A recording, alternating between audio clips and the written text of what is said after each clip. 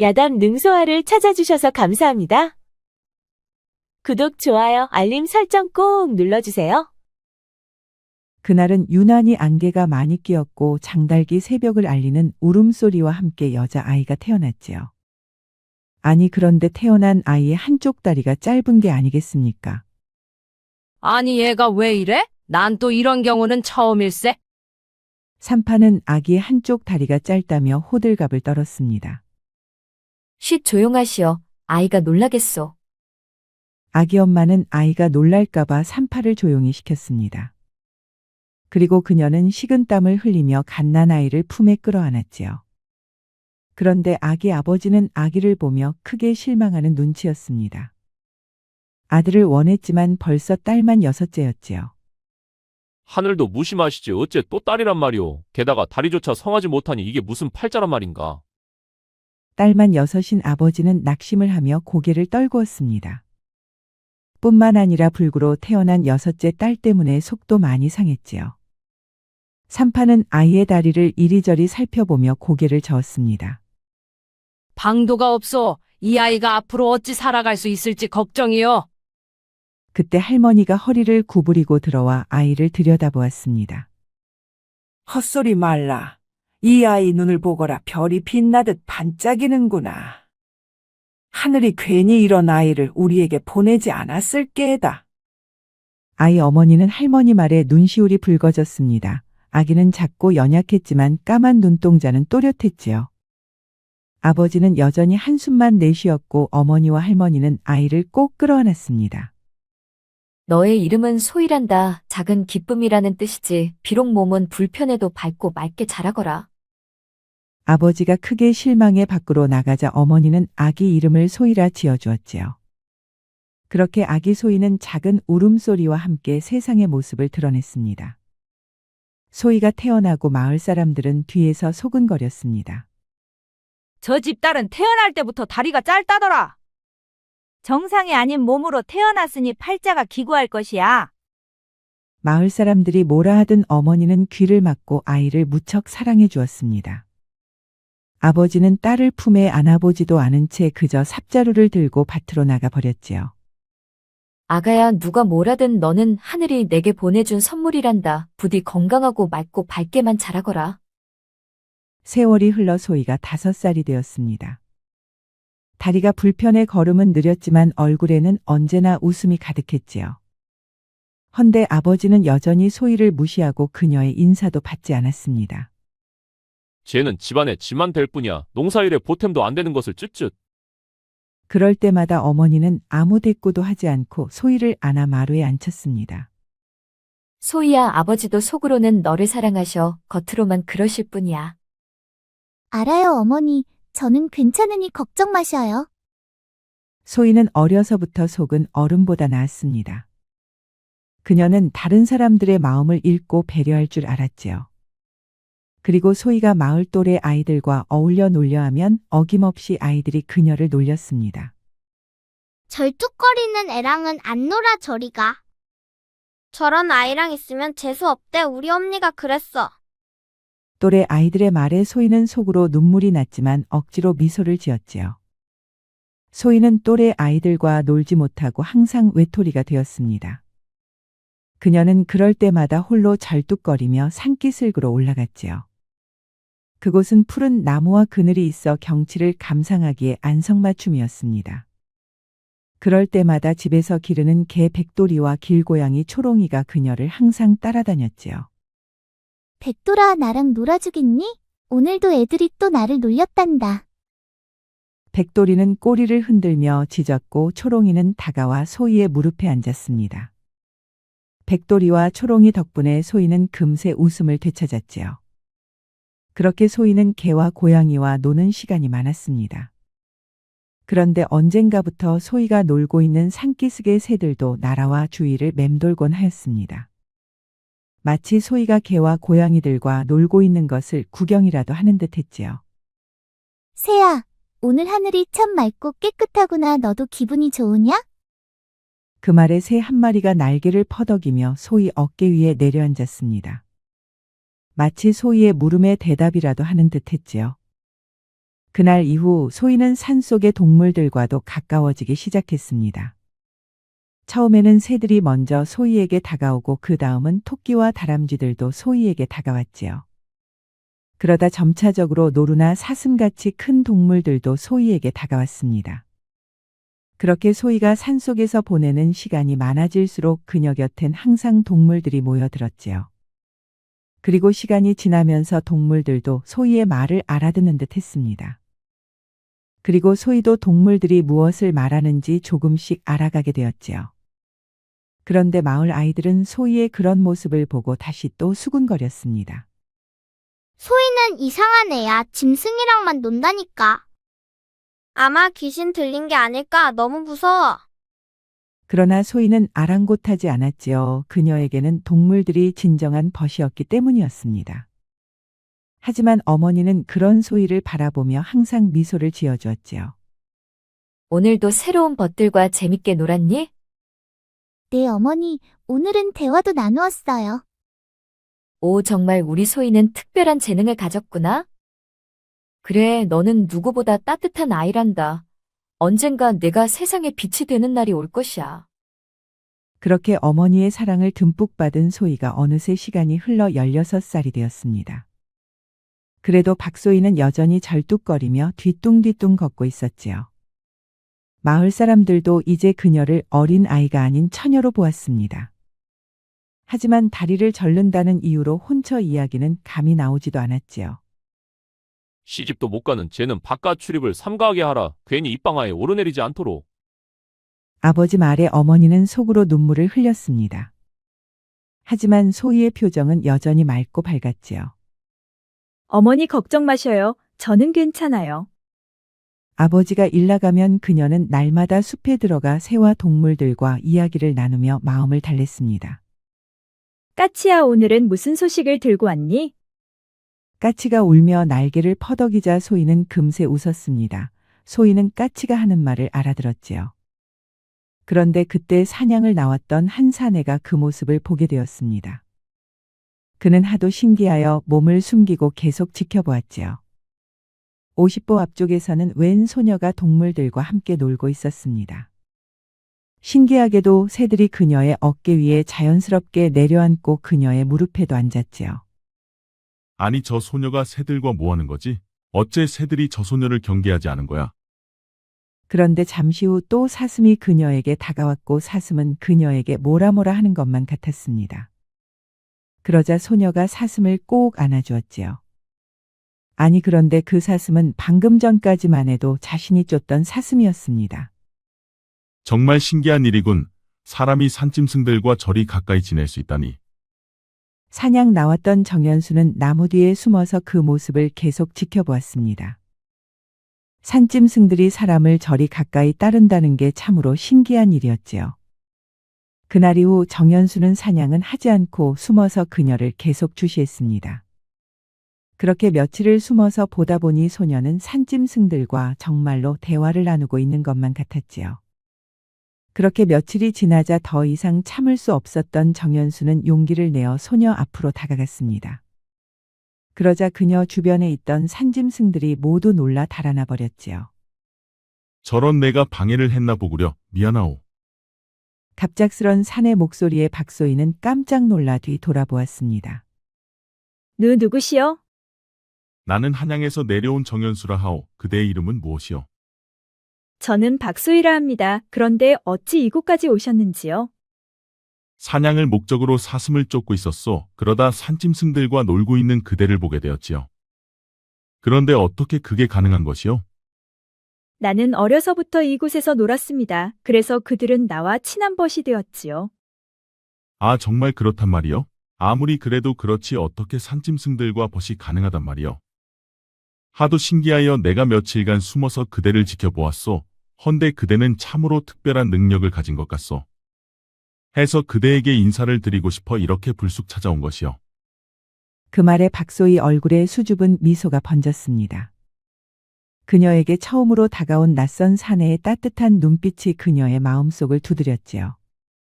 그런데 매일 이곳에서 산짐승들과 노는 것이오? 그렇습니다. 제게는 이들이 유일한 벗입니다. 한양에서 내려온 정연수는 그녀가 왠지 신비스럽게만 느껴졌습니다. 그는 그녀에 대해서 궁금한 게 많았지요. 궁금한 것은 내가 못 참는 성격인데 좀 물어봐도 되겠어? 무엇이 궁금하신지요? 보아하니 새들과도 그렇고 들짐승들과도 대화를 나누는 것 같던데 정말 소통이 되는 것이요? 그렇습니다. 그들은 그들만의 언어가 있답니다. 어려서부터 그들과 함께 놀다 보니 저도 그들의 언어를 배우게 되었지요. 그 말에 정연수는 입이 쩍 벌어져 다물어지질 않았지요. 동서고금을 막론하고 사람이 동물들과 소통이 가능하다는 말을 들어본 적이 없었습니다. 그러다 보니 박소희라는 소녀가 무척 신비스러웠지요. 정말 그게 가능한 거였군요. 정말 놀랍소. 그런데 사냥하러 이 숲속에 자주 오시는 게요? 아니요, 이번이 처음이요. 한양에서 친척집에 내려와도 심심하여 사냥을 나왔다가 그대를 처음 보았소. 나는 사냥을 한 마리도 잡지 못했소. 사슴이 말해줘서 알고 있었습니다. 어설픈 사냥꾼이 자신을 쫓았다고 하더군요. 뭐요? 정말 그 사슴이 그리 말했소? 호훈홍이요. 하지만 그 사슴은 많이 두려워했습니다. 부탁하옵건대 다시는 사냥을 하지 않았으면 좋겠습니다. 아, 알겠소. 어차피 사냥도 잘 못하지만 이 산의 동물들이 그대의 벗이라 하니 내 사냥을 더는 못할 것 같소. 박소희는 처음으로 사람에게 마음을 열고 대화를 할 수가 있었습니다. 그녀는 어머니와 할머니 외에는 그 누구와도 대화를 하지 않았었지요. 헌데 낯선 사냥꾼 사내와는 대화가 너무 순조로웠습니다. 어머니 할머니 가족이 아닌 타인과는 생전 처음 긴 대화였지요. 그런데 어쩌다 산짐승들을 벗으로 두게 된 것이요? 저는 태어날 때부터 한쪽 다리가 짧았습니다. 그래서 마을 아이들과는 어울리지 못했지요. 그래서 산기슭에서 혼자 놀았는데 그때마다 개와 고양이들이 따라왔고 나중에는 새들도 내게 날아왔답니다. 그리고 보았다시피 이제는 이 산의 모든 동물들이 나의 벗이 되었지요. 오, 그랬구려. 그대는 신체적 불리함 때문에 남들이 갖지 못한 더 많은 것을 얻게 되었구려. 참으로 대견하고 존경스럽소. 박소희는 정연수와 대화를 나누면 나눌수록 그에게 왠지 정이 가는 느낌이었습니다. 그는 자신의 신체를 전혀 의식하지 않고 한 사람으로서 무척 존중해 주었지요. 내일도 이곳에 찾아와도 되겠소? 그대가 동물들과 노는 것을 보고 싶소. 그리고 나도 할 수만 있다면 동물들과도 놀아보고 싶소. 그렇게 하시오. 내일 나오시면 제가 동물들과 함께 놀 수 있게 해드리리다. 그 말에 정연수는 가슴이 뛰었습니다. 동물들과 놀 수 있다니 꿈만 같았지요. 그는 한양에서 글 공부에만 전념했었습니다. 그러다 보니 시골 경험이 너무너무 특별했지요. 해질녘이 되어 두 사람은 각자의 집으로 돌아갔습니다. 얘 오늘은 좀 늦었구나. 네, 어머니, 오늘은 새로운 벗이 생겼어요. 아니 벗이라니 또 새로운 동물을 만난 것이야? 아니에요, 어머니. 이번에는 사람이었어요. 아니 정말이니? 어머니는 놀란 눈으로 소희를 바라보았습니다. 그래 어떤 사람이었니? 한양에서 친척집에 왔다가 사냥을 나왔대요. 그럼 사내였겠구나. 네, 맞아요. 그래 새로운 벗은 어땠니? 참 좋은 사람 같았어요. 대화를 하면 할수록 마음이 편해지고 더 대화하고 싶은 사람이에요. 그 말에 어머니 눈이 촉촉히 젖어 있었습니다. 그녀는 옷소매로 눈물을 닦았지요. 그래 내가 정말 좋은 벗을 만났나 보구나. 그런 것 같아요. 그날 밤 박소희는 잠이 오질 않았습니다. 낮에 만난 사내 때문에 왠지 가슴이 두근거렸지요. 태어나 처음 만난 이성이자 또 마음이 가는 사내였습니다. 한편 정연수도 잠이 오질 않아 밖으로 나와 밤하늘에 떠있는 별을 구경하였지요. 동물들과 소통하는 소녀를 보고 그는 너무 신기해 잠이 오질 않았습니다. 그리고 그녀는 너무도 맑고 밝은 눈동자를 가졌지요. 아, 정말 하늘에서 내려온 선녀란 말인가? 아니면 산신의 외동딸이라도 된단 말인가? 정연수는 내일 또 그녀를 만나 동물들과 놀 것을 상상하니 도저히 잠을 이룰 수가 없었지요. 그렇게 뜬 눈으로 밤을 지샌 연수는 아침 일찍 산으로 향했습니다. 그러자 그녀는 벌써 나와 있었지요. 그런데 이번에는 자신이 다가가도 동물들이 달아나지를 않았지요. 일찍 나오시었어. 저도 좀 전에 나왔어요. 정연수는 동물들을 신기하게 바라보았습니다. 개와 고양이뿐만 아니라 다람쥐와 토끼도 있었습니다. 그리고 잠시 후 노루와 사슴도 합류했지요. 그리고 까치와 이름 모를 새들도 있었습니다. 그런데 이번에는 내가 와도 동물들이 달아나지를 않는구려. 어떻게 한 것이요? 제가 좋은 분이라고 소개를 해주었습니다. 아, 정말 그리 말했단 말이요? 그 말을 또 동물들이 모두 알아들은 것이요? 정연수는 박소희 덕분에 신기한 체험을 할 수 있었습니다. 동물들과 경계없이 가까이 지내며 한 가족처럼 정을 나눌 수가 있었지요. 그들은 오래간만에 시간 가는 줄도 모르고 해질녘 가기 놀았습니다. 이제 그만 돌아가요. 곧 해가 떨어질 것입니다. 조금만 더 놀다 가면 안 되겠어. 동물들과 노는 게 재밌었던 정연수는 어둑해질 때까지도 동물들과 뛰고 달리며 계속 놀았습니다. 그러자 걱정이 된 소희가 재차 말했지요. 이제 곧 어두워질 것이요. 이곳은 산중이라 금방 어두워진답니다. 이미 해는 서산으로 넘어가 많이 어두워져 있었습니다. 아, 알겠소. 내일 다시 와도 되겠소. 오늘 너무 재밌었어. 그렇게 하세요. 저는 언제나 이곳에 있답니다. 고맙소. 그럼 내일 봅시다. 그들은 어둠이 짙게 깔리고서야 각자의 집으로 돌아갔습니다. 박소희는 잠자리에 누워 낮의 일을 생각했습니다. 한양에서 내려온 정연수 도령이 동물들과 허물없이 천진난만하게 웃고 장난치는 모습이 눈에 선했지요. 그녀의 입가에 미소가 흘렀습니다. 그리고 그녀는 미소를 띤 채 잠이 들었지요. 다음 날도 박소희는 산으로 향했습니다. 헌데 온다던 정연수가 정오가 되어도 나타나지를 않았지요. 박소희는 정연수에게 무슨 일이 있는 것은 아닐까 걱정이 되었습니다. 오늘도 분명 온다고 했는데 무슨 일이 있는 것일까? 박소희가 걱정하는 모습을 본 까치들이 어디론가 날아갔습니다. 그리고 잠시 후 그들이 다시 날아와 소희를 보며 깍깍거렸지요.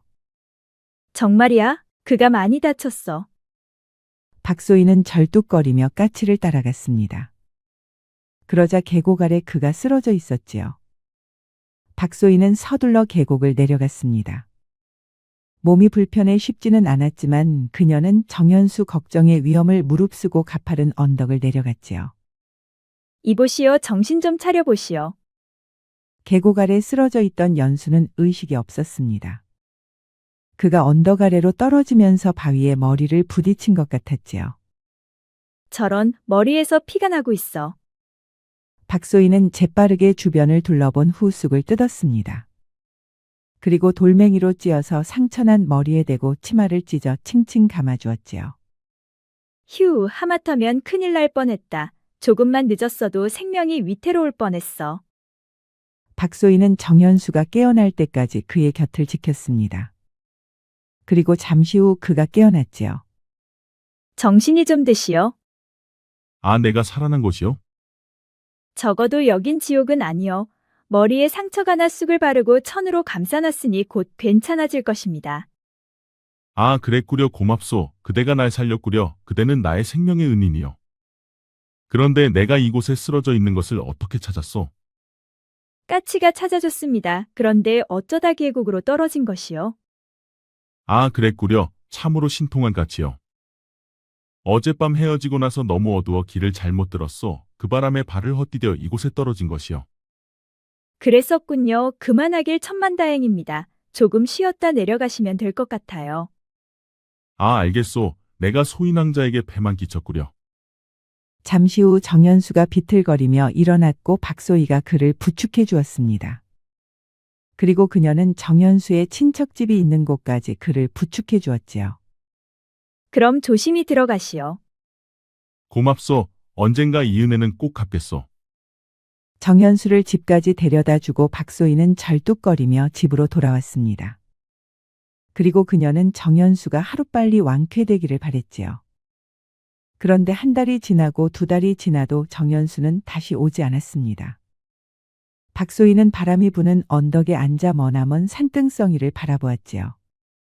나무 사이로 햇살이 비쳐도 새들이 노래해도 그녀 마음은 항상 허전했습니다. 그것은 바로 연수에 대한 그리움 때문이었지요.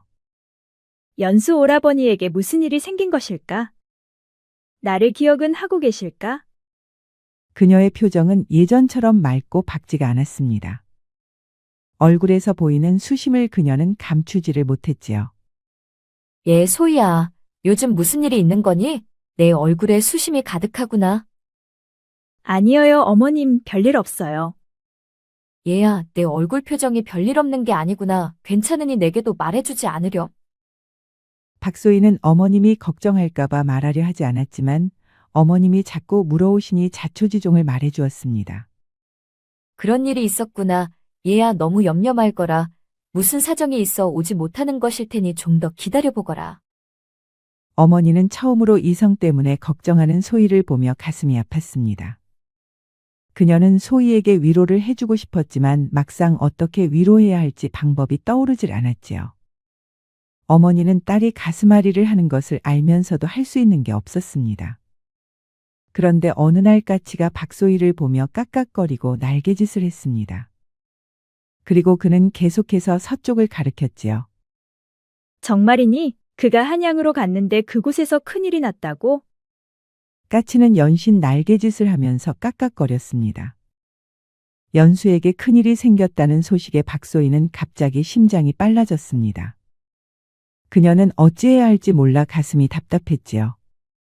연수 오라버니에게 도대체 무슨 일이 생긴 것일까? 그날 이후 박소희는 밥도 먹지 못하고 잠도 자지 못했습니다. 얘 소희야, 내가 걱정이 큰 것 같구나. 밥도 먹지 못하고.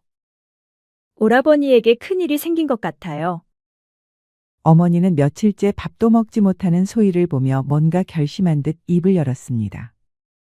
얘야, 내가 정이 그렇게 걱정되면 한번 찾아가 보는 것은 어떻겠니? 그래도 괜찮을까요? 내 생각에는 그게 낫지 않을까 싶다. 가슴만 태우고 있는 것보다 직접 부딪히는 게 낫지 않을까. 아직 처녀인데다 다리까지 저는 소희를 한양으로 혼자 보낸다는 것은 어미로서 정말 쉬운 결정이 아니었습니다. 허나 어머니는 이것이 소희를 위한 올바른 결정이라 생각했지요. 알겠어요, 어머니. 그럼 제가 한양에 다녀올게요. 아버지께는 내가 잘 말씀드릴 테니 조심히 잘 다녀오거라. 박소희는 작은 보따리 하나 들고 집을 나섰습니다. 어머니는 뒤뚱뒤뚱 멀어져가는 그녀의 뒷모습을 보며 옷소매로 눈물을 닦았지요. 소희 곁에는 개와 고양이, 백돌이와 초롱이가 함께 가고 있었습니다. 고양이는 개 등 위에 올라타고 있었지요. 한양 가는 길에 사내들이 박소희를 놀리거나 찝쩍거리면 소희의 개 백돌이가 날카로운 이빨을 드러내며 으르렁거렸습니다. 그럴 때면 사내들이 뒷 꽁무니를 빼고 죽어라 도망쳤지요. 백돌이 개는 박소희 곁에서 그녀를 든든하게 지켜주었습니다. 그렇게 그들은 달포가 지나고 드디어 한양에 도착했습니다. 그리고 까치가 정연수의 집 쪽으로 안내를 해주었지요. 그런데 정연수의 집 대문은 반쯤 열려 있었고 집안은 온통 난장판이었습니다. 살림살이며 가구들이 모두 부서져 있었지요. 아니, 도대체 무슨 일이 있었던 거야? 그녀는 불안한 마음을 억누르고 대문 안쪽으로 발걸음을 옮겼습니다. 그리고 집안을 살펴보았지요. 그런데 인기척을 느꼈는지 누군가 방 안에서 고개를 내밀었지요. 그런데 그는 다름 아닌 정연수였습니다. 아니 낭자가 이곳은 어떻게? 박소희는 연수 오라버니를 보자 가슴이 뛰었습니다. 오라버니 뭔 일이 있었나요? 걱정이 돼서 올라와 봤어요. 연수는 소희를 보자마자 맨발로 달려나왔습니다. 그리고 그녀를 버락 안았지요. 소희를 아는 그의 어깨는 떨리고 있었습니다. 박소희는 갑작스런 상황에 가슴이 두근거렸지요. 아니 나 때문에 그 먼 길을 혼자 온 것이요. 참으로 감복스럽소. 그는 옷소매로 눈물을 닦으며 박소희의 두 손을 꼭 잡았습니다. 그리고 소희의 얼굴을 뚫어지게 바라본 후 다시 그녀를 꼭 안았지요. 보고 싶었소. 하루도 그대를 생각하지 않은 날이 없었소. 그는 많이 지쳐 보였습니다. 집안에 무슨 일이 있었는지는 몰라도 그는 무척 수척해 있었지요. 그런데 오라버니 무슨 일이 있었던 거요? 정현수는 눈물을 멈추고 소희의 얼굴을 보았습니다. 말하자면 길고 복잡한 이야기요. 권세 있는 자들이 우리 가문을 모함했어. 그들의 음모로 부모님들은 지금 옥에 갇힌 상태요. 저런 그런 일이 있었군요. 제가 뭐 도울 수 있는 일은 없겠어요? 자칫 잘못하면 그대까지 위험에 처할 수 있어. 그러니 나서지 않는 게 좋을 것이요. 정현수는 박소희를 집안 작은 방으로 안내해 주었습니다. 일단 여기서 조금 쉬고 있으시오. 자세한 것은 나중에 내가 설명해 주겠소. 네, 알겠어요. 하지만 저도 오라버니를 돕고 싶어요. 정현수는 박소희를 보며 크게 감복했습니다. 그 먼 길을 찾아온 것을 넘어 자신이 처한 상황을 같이 극복하려 하는 마음이 너무너무 고마웠지요. 그날 밤 박소희와 정현수는 작은 등불 하나만 켠 채 마당에 앉았습니다. 오라버니, 저는 앞으로 어떤 일이 있어도 오라버니를 지켜드리고 싶어요. 낭자의 그런 마음은 정말 고맙소. 하지만 저들은 정말 만만치 않은 자들이요. 낭자까지 위험한 일에 끼어들게 하고 싶지는 않소. 두 사람은 밤하늘의 별을 보며 서로를 바라보았습니다. 헤어지고 두 사람 모두 서로를 무척이나 그리워했었지요. 헌데 뜻밖에도 한양에서 만나게 되니 너무너무 반가웠답니다. 박소희는 연수집에서 하루를 보냈습니다. 창문 사이로 들어오는 아침 햇살이 방 안을 따뜻하게 비추었지요. 연수님, 어제 말씀하신 모함과 음모란 것이 도대체 무엇인가요? 설명하기 길고 복잡한 일이지만 간단히 말하자면 정적들이 아버님을 찍어내려 하고 있어. 그들은 아버님의 농지개혁 법안을 막으려 음모를 벌이고 아버님을 모함했어. 그런 못된 자들이 다 있다니 그들은 벌받아 마땅한 자들입니다. 어젯밤 가만히 생각해보니 염치 없지만 낭자가 도와주면 도움이 될 것 같소. 알겠습니다. 나도 발벗고 나설 테니 이제 어찌하면 돼요? 우선 아버님의 정적인 영상대감의 집에서 음모를 벌인 증거를 찾아야 하오. 그런 일이라면 우리 백돌이와 초롱이가 도움이 될 것입니다. 마침 이렇게 찾아와줘 정말 고맙소. 낭자가 있어 힘이 납니다. 그날 밤 모두가 잠든 후 그들은 영상대감의 집으로 향했습니다. 그리고 잠시 후 박소희의 개 백돌이는 여러 마리의 개들을 데려와 영의정 집 앞에서 사정없이 지저댔지요. 그러자 영의정의 집사람들이 죄다 잠에서 깨어났습니다. 영상대감도 놀라 방 밖으로 나왔지요. 그리고 그 집의 노비들이 대문을 열고 나와 개들을 쫓았습니다. 그러자 개들은 도망치는 척을 하면서 노비들을 집에서 멀리 떨어뜨렸지요. 지금이요, 오라버니. 알겠소 낭자. 낭자는 이곳에 숨어 있으시오. 노비들이 개들을 쫓는 사이 정현수는 몰래 대문을 넘어 영의정의 집으로 숨어 들어갔습니다. 그리고 그는 뒷문으로 영상대감이 머무는 사랑채로 들어갔지요. 정현수는 발빠르게 증거를 찾기 시작했습니다.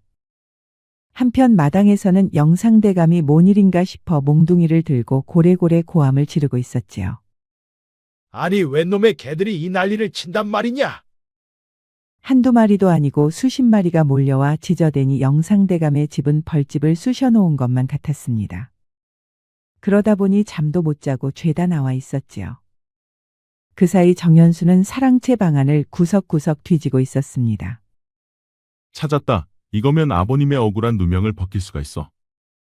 그는 아버님의 억울한 누명을 벗길 수 있다는 생각에 무척 기뻤습니다. 정현수는 모든 상태를 원래대로 돌려놓고 뒷문으로 빠져나와 마루 밑에 숨었습니다. 그러자 고양이 초롱이가 담장을 타고 넘어갔지요. 그 후로 개들의 짖는 소리가 멈췄습니다. 개들이 모두 물러가고 조용해지자 영상대감이 말했습니다. 이런 고얀 놈들을 보았나? 이런 경우는 또 처음이군. 영상대감이 방으로 들어가자 그 집의 노비들도 모두 방으로 들어갔습니다. 그리고 방마다 불이 꺼졌지요. 그러자 정현수는 뒤꿈치를 들고 소리 없이 대문을 열고 밖으로 나왔습니다. 찾으셨어요? 덕분에 찾았소. 내 예상대로 아버지를 모함한 자는 영상대감이었소. 어서 이곳부터 빠져나갑시다. 박소희는 개 백돌이를 시켜 온 마을의 개들을 불러 모아 영상대감의 집 앞에서 짖게 하였습니다. 그리고 고양이 초롱이를 시켜 정연수가 방 밖으로 나오면 달려와 알려달라 시켰지요. 정연수 혼자 힘으로는 절대 불가능할 것 같았던 일이 소희와 그녀의 벗 동물들 때문에 성공했습니다. 집으로 돌아온 정연수는 가져온 문서를 찬찬히 훑어보았습니다. 영상대감은 아버지 이조판서를 쫓아낼 계획을 철저히 세우고 가짜 문서를 만들어 아버지를 모함했습니다. 그리고 가짜 진술서 등도 여러 개나 미리 만들어놨었지요. 이제 모든 게 확실해졌소. 이것을 세자저하께 전하기만 하면 돼요.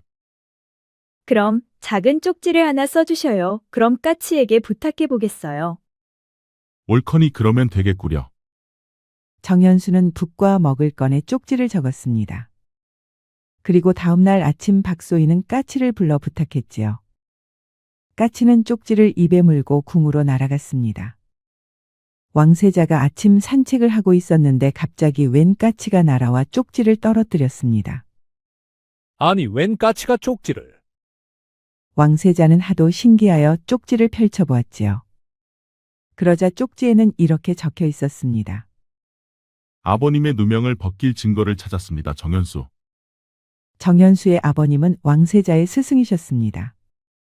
그도 청렴한 자신의 스승이셨던 분이 억울하게 모함을 받았을 것이라 생각하고 있던 참이었지요. 여봐라 어서 말을 대령하라. 왕세자는 곧바로 말 타고 정연수의 집으로 달려갔습니다. 연수 있느냐? 왕세자 목소리에 정연수가 밖으로 달려나왔습니다. 오셨습니까 세자저하? 그래 아버님의 누명을 벗길 증자가 있다 해서 달려왔다. 증자는 어딨느냐? 정연수는 영상대감의 집에서 찾아온 증거를 품속에서 꺼내주었습니다. 증거 문서를 살펴본 왕세자의 표정이 점점 굳어졌지요. 내 이럴 줄 알았다. 스승님께서 모함을 받았을 것이라 나도 짐작은 했지. 그래 이 증자는 어떻게 확보했느냐? 정연수는 자초지종을 설명해 주었습니다. 아니 그렇단 말이냐? 정말로 동물들과 대화를 할 수 있단 말이냐? 그렇사옵니다. 대화라기보단 서로가 무엇을 원하는지 이해하고 공감할 수가 있습니다. 오 정말 신기한지고. 우선 스승님의 억울한 누명을 벗기는 게 우선이니 일이 끝나거든 내 꼭 그대를 궁으로 한번 초대하겠소. 그때 내게도 한번 보여줄 수 있겠소? 네, 그리하겠습니다. 알겠소. 그럼 그때 봅시다. 왕세자는 증거를 품속에 넣고 말 잔등에 올라탔습니다. 그리고 그는 빠르게 궁으로 달려갔지요. 이제 되었소. 세자저하께서 아버님의 억울한 누명을 벗겨줄 것이요. 이 모든 게 낭자 덕분이요. 참으로 고맙소. 제 미천한 힘이 도움이 되었다니 참으로 다행입니다. 정연수는 다시 한번 그녀의 손을 꼭 잡았습니다. 낭자에게 고백할 게 하나 있어. 낭자를 알고 난 후 내 마음은 온통 낭자에게 가 있었습니다. 이번 일이 끝나고 아버님의 누명이 벗겨지면 나와 혼인해 줄 수 있겠소? 갑작스런 청혼에 박소희는 깜짝 놀랐습니다. 그가 자신을 싫어하지 않는다는 것은 알았지만 청혼할 정도로 사랑하고 있었는 줄은 정말 몰랐었지요. 박소희의 두 눈에서는 눈물이 흐르기 시작했습니다. 그동안 모두에게 멸시받고 아버님께도 인정받지 못해 산속에서 동물들과 벗이 될 수밖에 없었던 자신의 운명이 주마등처럼 흘러갔지요. 울고 있는 박소희를 정연수는 꼭 안아주었습니다. 그대는 하늘에서 내려온 선녀여. 이 세상에서 가장 소중한 사람이지요. 그 순간 박소희는 감동에 겨웠고 여인이 느낄 수 있는 최고의 행복을 느꼈습니다. 왕세자가 돌아가고 며칠 후 아버지와 어머님이 집으로 돌아왔습니다. 어서 오셔요 아버님 어머님. 그간 노고가 많으셨지요. 오냐 그래. 내가 참 수고가 많았다. 세자저하께서 내가 신비한 처자와 함께 나를 모함한 증자를 찾아냈다 들었다. 그 신비한 처자가 바로 이분이옵니다. 이분이 제 아버지 어머님입니다. 처음 인사드립니다. 박소희라 하옵니다. 허허, 그 신비한 처자가 바로 그대였구려. 참으로 고맙소. 덕분에 누명을 벗게 되었소. 하이고 먼 곳에서 왔다 들었소. 먼 길까지 와서 도와줘 참으로 고맙소. 아닙니다. 보잘것없는 재능이 도움이 되어 제가 더 기쁩니다. 아버님 어머님 급작스럽겠지만 저희의 혼인을 승낙해 주시면 감사하겠습니다. 서로 좋다면 당연히 그리해야 되지 않겠느냐. 내게도 은인이요. 또 너에게는 생명의 은인이 아니냐. 그럼 그렇게 하거라. 이는 필시 하늘이 맺어준 인연이 아닌가 싶다. 정현수의 부모님들은 박소희의 신분과 다리 불구를 전혀 개의치 않았습니다. 그분들은 박소희를 하늘이 맺어준 인연이라 믿고 그녀를 친자식보다 더 사랑해 주었지요. 그렇게 박소희는 시부모의 사랑을 듬뿍 받으며 혼례 준비를 했습니다. 시아버지는 사람을 보내 박소희 부모님들과 언니들을 모두 한양으로 초대했지요. 그리고 며칠 후 박소희와 정현수의 혼례가 시작되었습니다. 박소희와 정현수의 혼례식에는 왕세자도 찾아와 혼인을 축하해 주었지요. 어머니는 혼례를 올리는 소희를 보며 눈물을 흘렸습니다. 그녀에게는 10손가락 중에 소희가 제일 가슴 아픈 손가락이었었지요. 헌데 6명의 딸 중에 제일 좋은 신랑을 만나 행복한 가정을 꾸리는 것을 보고 이제서야 마음을 놓을 수가 있었습니다. 소희야, 참으로 장하다. 내가 정말 하늘의 복을 타고 났었구나. 부디 행복하렴. 아니 이럴 줄 알았으면 소희에게 좀 더 잘해줄 것을. 저렇게 훌륭한 양반 가문의 며느리가 될 줄은 꿈에도 몰랐구나. 아니, 쟤는 어떻게 저렇게 좋은 신랑감을 만났대. 부럽다, 부러워. 어머, 저 신랑 좀 봐. 어쩜 저렇게 잘생겼을 수가 있대. 나와 바꾸면 안 될까? 언니, 소희 혼인의 왕세자까지 온 것을 보면 이제 우린 소희의 발 뒤꿈치도 안 돼. 이럴 줄 알았으면 평소 소희에게 잘해줄 것을 그랬어.